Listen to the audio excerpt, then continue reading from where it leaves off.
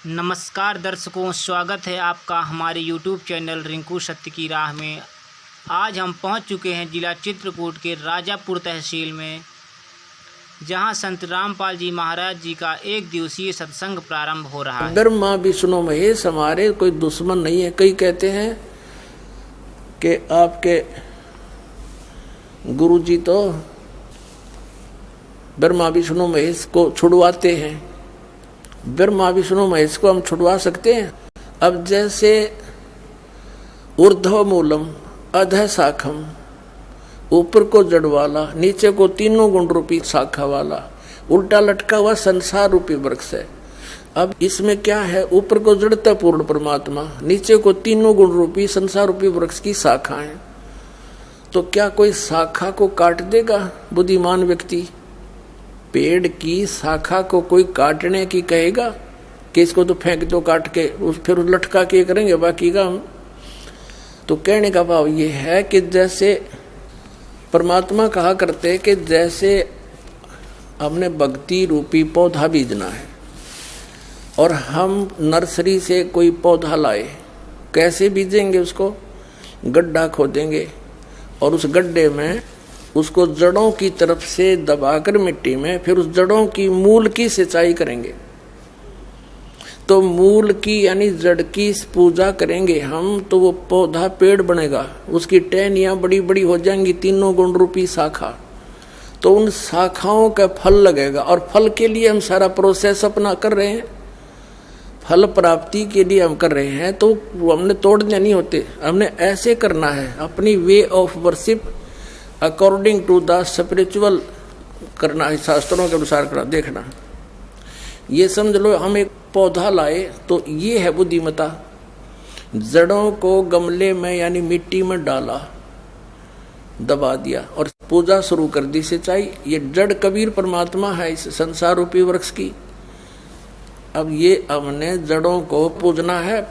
इन ब्रह्मा विष्णु महेश की पूजा नहीं कर, हम क्या कर रहे हैं? ऐसे कर रहे हैं। ये बता बालका वाला काम कर रखे हमने, हंसी नहीं आवे। हम ऐसी पूजा कर रहे हैं, उल्टा काम कर लिया हमने। ब्रह्मा विष्णु महेश को हम इष्ट रूप में पूज रहे हैं, गमले में ला दिए ब्रह्मा विष्णु महेश और ये पूजा कर रहे हैं। तो कोई क्या कहेगा? समझदार व्यक्ति ने कहा सीधा कर ले इसने, और वो लड़े, हट जा दूर, खबरदार तूने क्या कर दिया। अब देखो जड़ छोड़ दी हमने, अब जड़ ऊपर रहेगी तो भक्ति रूपी पौधा सूख गया। ये यूजलेस है, ये शास्त्र विधि को त्याग कर शास्त्र विरुद्ध साधना है, ये उल्टा बीजा हुआ भक्ति रूपी पौधा। और हमने ऐसे करने को कहा, तो इसमें इसकी पूजा करेंगे भगवान कबीर साहब की, फिर हमारे शास्त्र अनुकूल कर्म बनेंगे। शास्त्र अनुकूल संस्कार होने से ये फल ब्रह्मा विष्णु महेश ने देना हमारे को, क्योंकि यहाँ के ये प्रधान है, इविन का फल लगेंगे। अब इसका प्रमाण देते हैं।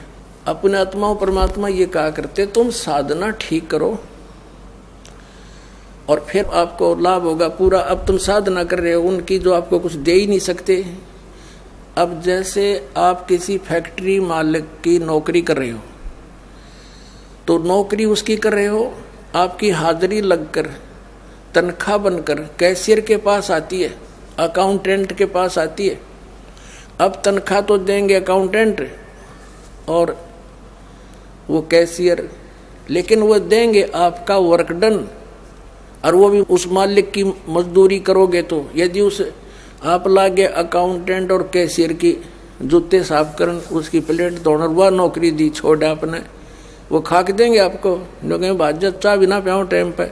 तो इसी प्रकार हमने पूजा तो करनी है, मजदूरी तो करनी, इष्ट रूप में तो पूजना परमपिता को, कबीर साहब को, और फिर उससे बनेंगे हमारे शास्त्र अनुकूल जितने भी शुभ संस्कार फिर देंगे। यही यहाँ पर जब तक आप यहाँ रहोगे तो यहाँ के ये प्रधान है, इन्होंने हमारा वर्क डन देना है।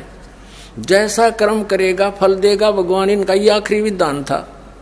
तो ये भगवान तो वर्क डन ही दे सकते, इसमें ऐड नहीं कर सकते। और फैक्ट्री मालिक बनवाने करा के दे तोहफे में, यानी परमात्मा हमारे मालिक हैं। मालिक तो कुछ भी दे सकता है।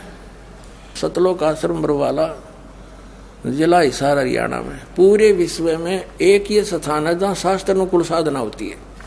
तो यहाँ आओगे तो सारी साधना मिल लेगी आपने, तो सब पापों से मुक्त आप होगे। ज्ञान सुनोगे, धर्म यज्ञ, ज्ञान यज्ञ, प्रणाम यज्ञ, सारी यज्ञ, सब साधना, पूरा ट्रीटमेंट दिया जाएगा।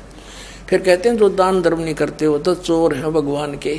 जिन हर की चोरी करी और गए राम गुण भूल, ते बिदना बागुल किए वो फिर झूले उल्टी झूल।